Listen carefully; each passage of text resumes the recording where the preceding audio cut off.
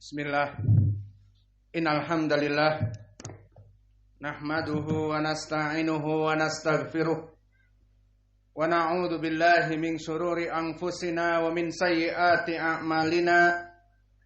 May yahdihillahu fala mudhillalah wa may yudlil fala hadiyalah.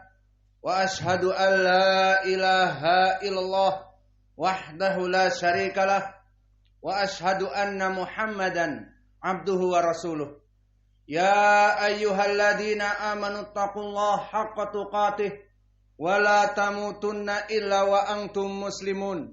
Ya ayyuhan nasu taqu rabbakumul ladzi khalaqakum min nafsin wahidah wa khalaqa minha zawjaha wa batha minhuma rijalan katsiran wa nisaa'a wattaqullaha alladzi tasaaluna bihi wal arham innallaha kana 'alaikum raqiba.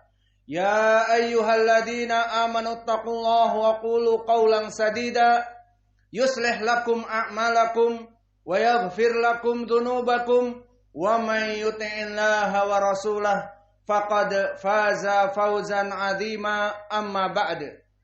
Fa inna asdaqal hadithi kitabullah wa khairal huda hadi Muhammadin sallallahu alaihi wa ala alihi wasallam wa syarrul umur muhdatsatuha fa inna kulla muhdatsatin bid'ah wa kulla bid'atin dhalalah wa kulla dhalalatin finnar iyadan billahi minan nar. Sidang Jumat yang berbahagia di Masjid Al-Imam Muqbil Al-Wadi'i di Darmasraya, Sumatera Barat. Fenomena yang semakin merebak di zaman era now, baik di dunia internasional ataupun di negeri kita, adalah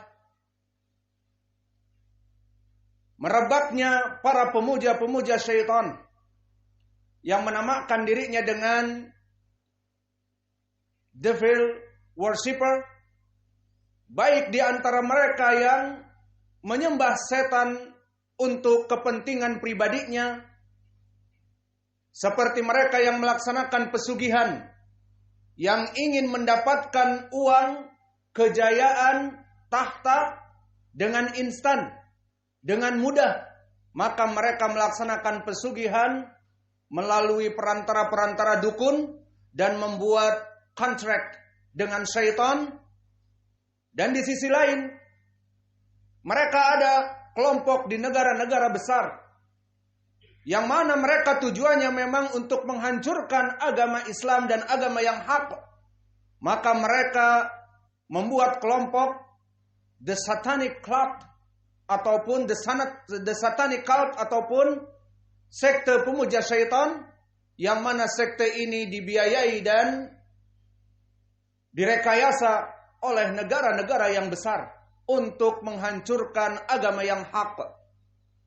Maka di pelajaran khutbah yang lalu telah kami bahas kehancuran mereka di dunia sebelum di hari akhirat, dan sekarang di dalam khutbah ini kita akan membahas kehancuran mereka di hari akhirat, kehancuran yang sangat dahsyat.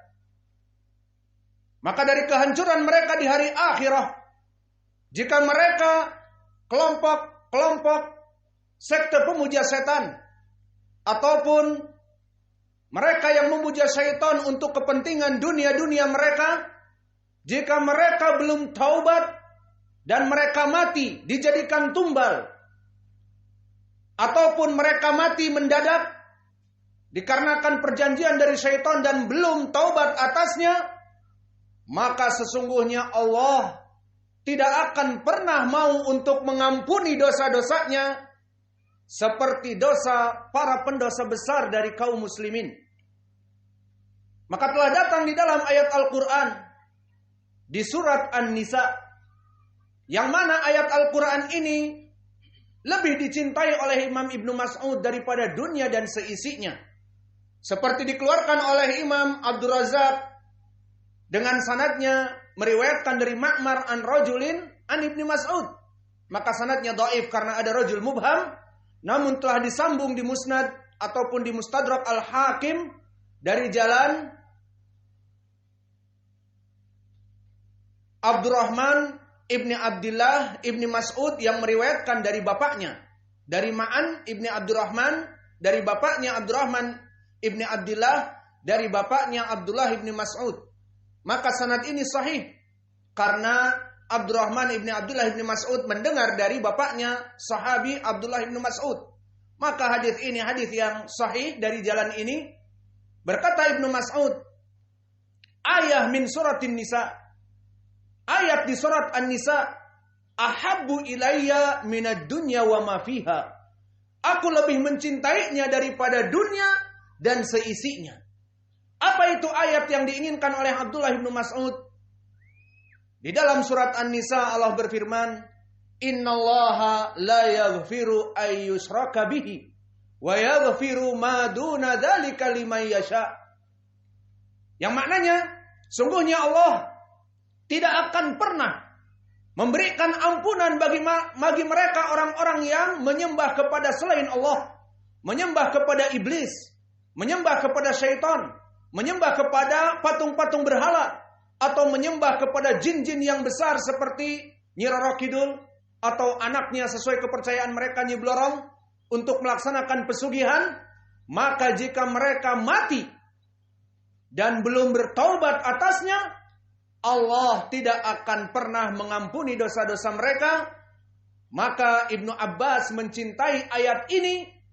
Dia katakan lebih baik daripada dunia dan seisinya.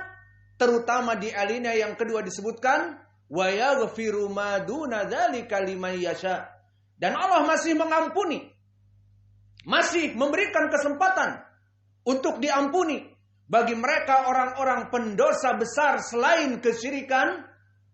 Seperti seorang muslim yang melaksanakan salat, kemudian mati dalam keadaan su'ul khatimah, mati di saat menyedot rokok, karena merokok adalah dosa yang besar.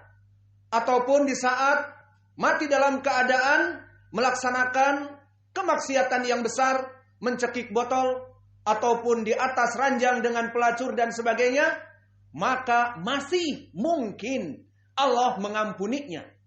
Karena ayat tadi, wa yaghfiru ma duna dzalika liman yasha, maka bisa jadi Allah mengampuni dosa selain dari kesyirikan.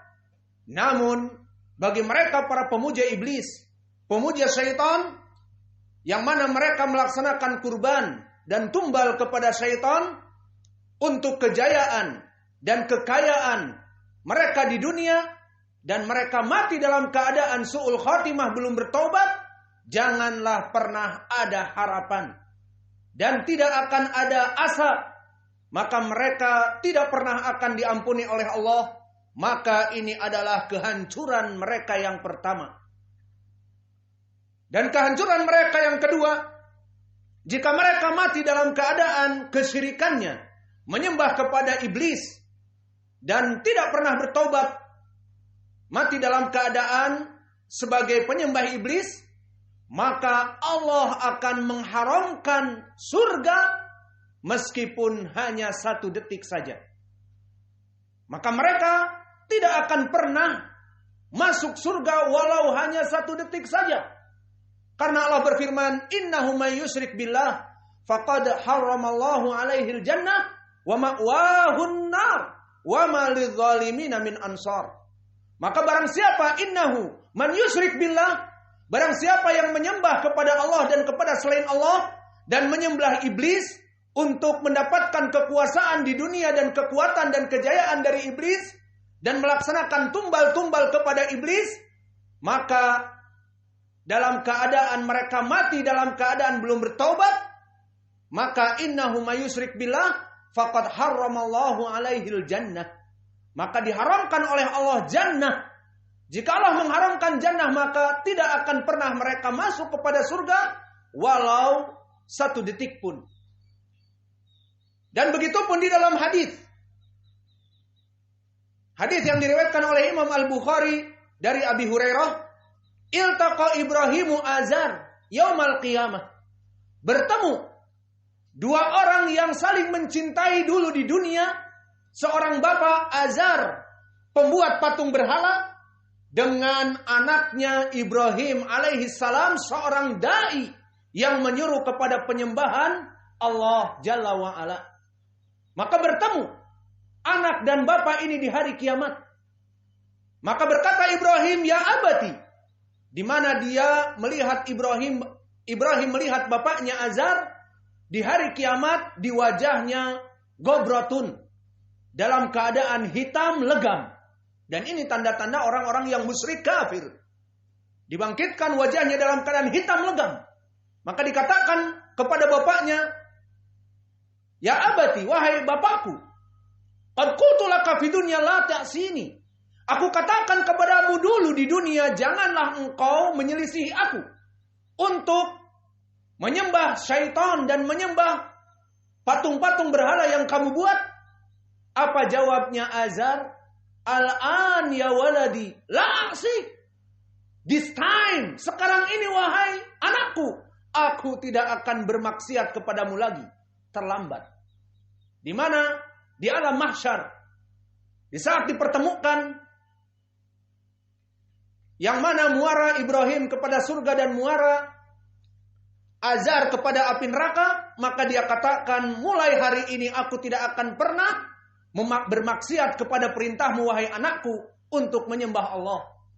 Maka ini adalah the big regret. Ini adalah penyesalan yang paling dalam. Dan penyesalan itu tidak pernah datang di awal, mesti datang di akhir, meskipun penyesalannya sangat dalam dan besar. Maka dia katakan, hari ini wahai anakku, aku tidak akan pernah mengkhianati dan bermaksiat atas perintahmu untuk melaksanakan peribadatan kepada Allah. Terlambat.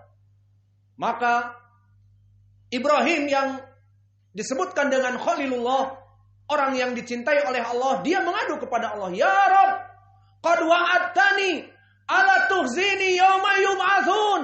Wahai Allah, engkau telah menjanjikan kepadaku dulu di dunia, aku akan membuat hatimu senang di hari akhirah, wahai Ibrahim. Fa ayu khizyah bi abil abad. Maka penghinaan apa yang engkau berikan kepadaku, di mana engkau pisahkan aku dengan bapakku yang aku cintai di dunia. Maka engkau telah menghinakan aku dengan memisahkan bapakku di api neraka dan aku di surga.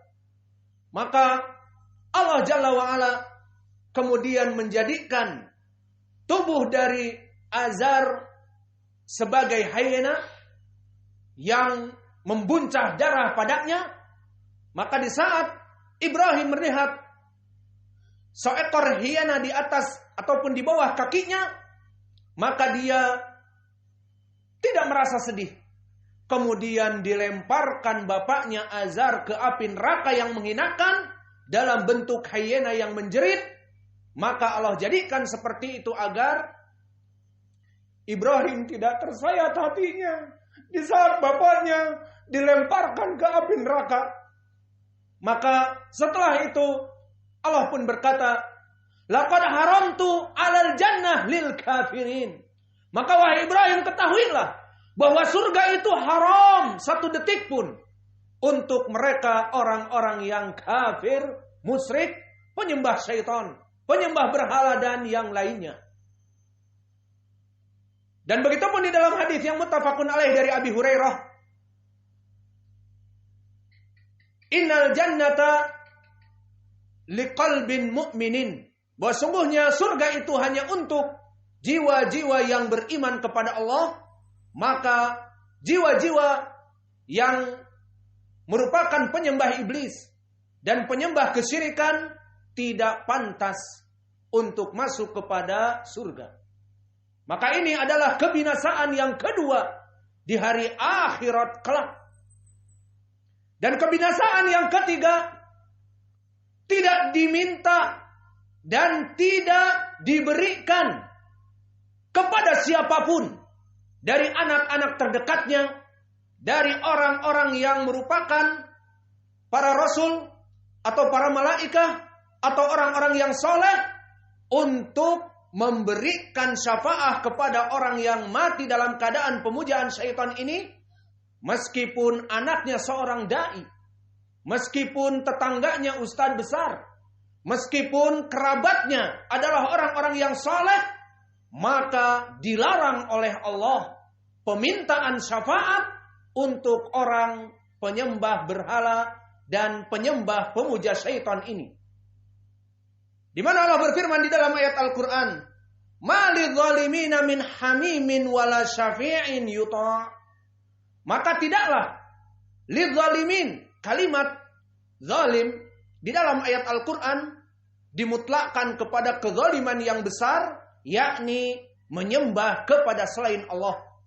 Dinamakan kezaliman karena Allah yang menciptakan manusia, memberikan rizki kepada manusia, namun mereka beribadah kepada jin, kepada iblis, maka ini kezaliman yang besar. Maka di dalam ayat ini, mali zalimina, maka tidaklah untuk orang-orang yang zalim, bukan hanya zalim sesama manusia, tetapi zalim kepada Allah yang menciptakannya. Maka kalimat zulm di Al-Quran dimutlakkan kepada kesyirikan, sesuai ucapan Luqman di dalam ayat Al-Quran kepada anaknya, "Ya bunayya la tusyrik billah, inna syirka la zulmun azim." Bahwa kesyirikan itu adalah kezaliman yang paling besar. Maka disebutkan di dalam ayat ini, mali zalimin. Ma di sini manafiyah, maka tidaklah bagi orang-orang zalim itu min hamimin wala syafi'in yuta', mendapatkan pertolongan dan mendapatkan syafa'ah dari keluarga-keluarga dekat mereka yang menjadi orang-orang yang bertakwa dan menjadi orang-orang yang soleh, maka tidak bermanfaat. Permintaan syafaat dari mereka akan ditolak oleh Allah di saat meminta syafaat kepada para pemuja syaitan ini. Dan begitu pun dari kesengsaraan di hari akhirah bagi para pemuja syaitan, maka mereka itu akan forever in hell, akan kekal di api neraka, akan terus menerus diazab di api neraka. Dan dalilnya di dalam hadis yang muttafaqun alaih dari Abdullah bin Umar radhiyallahu anhu, berkata Rasulullah sallallahu alaihi wa ala alihi wasallam, "Idza dakhala ahlul jannah ilal jannah wa idza dakhala ahlun nari ilan nar." Maka jika penduduk surga telah dimasukkan kepada tempatnya di surga semuanya, dan penduduk neraka telah memadati dan memenuhi api neraka semuanya, maka tidak ada lagi yang kaum muslimin mampir di neraka dahulu dari azab Allah atas mereka karena dosa-dosa mereka. Meskipun muslim, itu sudah dikeluarkan dengan syafaat, maka tidaklah penghuni neraka kecuali di neraka, dan penghuni surga kecuali di surga.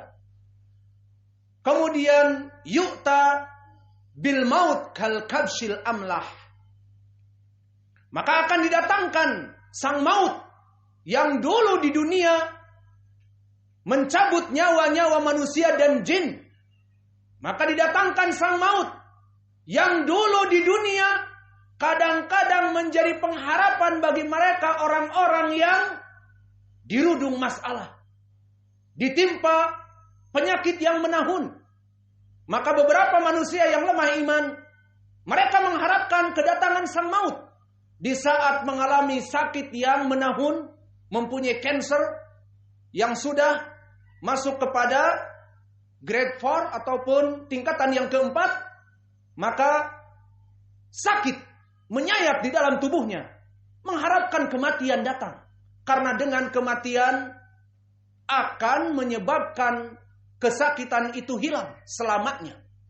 Dan orang-orang yang tidak sabar atas kefakiran, kelaparan, dan rasa malu yang dia derita karena miskin dan papanya, maka dia ingin cepat-cepat Allah mengantar kepada alamir barzah, sehingga di antara mereka melaksanakan suicidal dengan gantung diri karena ditagih-tagih hutang oleh bank.